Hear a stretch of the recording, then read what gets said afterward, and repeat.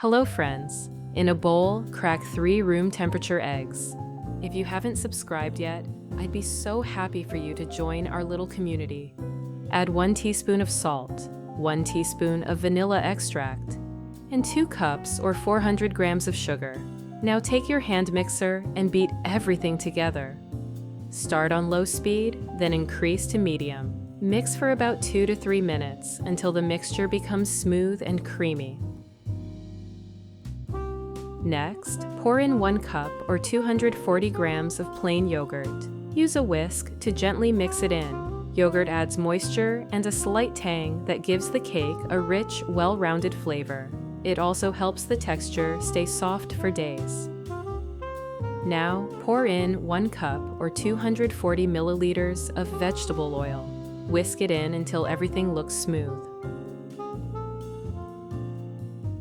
Oil is important for keeping the cake moist and tender, especially as it cools. In a bowl, combine 3 cups or 360 grams of all-purpose flour with 1 tablespoon of baking powder.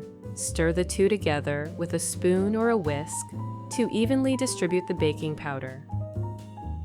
Now, take a fine mesh sieve, place it over your wet mixture, and sift in half of the flour mixture. Sifting helps remove any lumps and adds a bit of air to the batter, making the cake lighter and more delicate.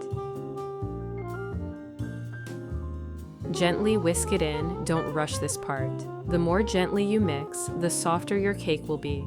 If you have any questions about the recipe or need any tips, feel free to drop them in the comments. I'm always happy to help. Now sift in the rest of the flour mixture. I always enjoy hearing where you're watching from, so let me know in the comments. What country, state, or city are you in today? Again, mix slowly and carefully with your whisk until everything is smooth and even. Make sure there are no dry spots or lumps left in the batter. Then take a spatula and gently fold the batter a few more times. Scrape the bottom and sides of the bowl to make sure everything is fully incorporated. Folding instead of stirring keeps the batter airy and prevents overmixing. Now, in a small saucepan, add 3 ounces or 90 grams of 70% dark chocolate. If you don't have baking chocolate, you can simply chop a regular chocolate bar. Now, add 3 ounces or 90 milliliters of heavy cream. About 33% fat works well. Stir gently as the chocolate melts. It's important to keep the heat low and stir constantly so it doesn't burn. Once the chocolate and cream melt together into a smooth sauce, add 1 teaspoon of powdered sugar. Stir again until it's glossy and smooth. The sauce should be pourable, but not too thin. Now take your prepared baking dish, already greased with butter and lightly dusted with flour. Gently pour the cake batter into the prepared dish. If you're enjoying the recipe so far, please don't forget to give this video a like. It really helps my channel grow. Use your spatula to spread it evenly and smooth the top. Don't shake the pan, just guide the batter into place slowly and evenly. Now it's time for the chocolate swirl.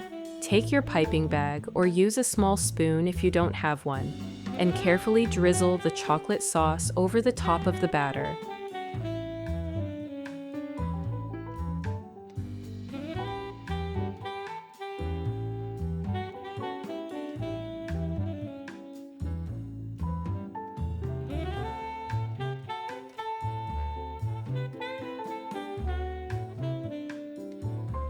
Create the pattern exactly as shown in the video. This helps the swirl stay on the surface and gives the cake that beautiful, elegant look after baking. Try to keep your hand steady and move slowly so the design turns out nice and even.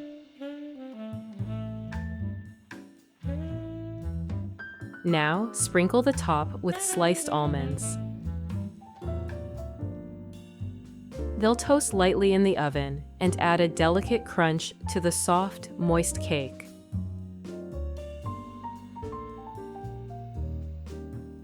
Place your cake into a preheated oven at 350 degrees Fahrenheit or 180 degrees Celsius and bake for 35 to 40 minutes. Once it's baked, remove the cake from the oven and let it cool for a little bit. This helps the structure set and makes it easier to slice without crumbling. Now, cut a slice and look inside. It's moist, golden, with beautiful chocolate swirls and toasted almonds on top.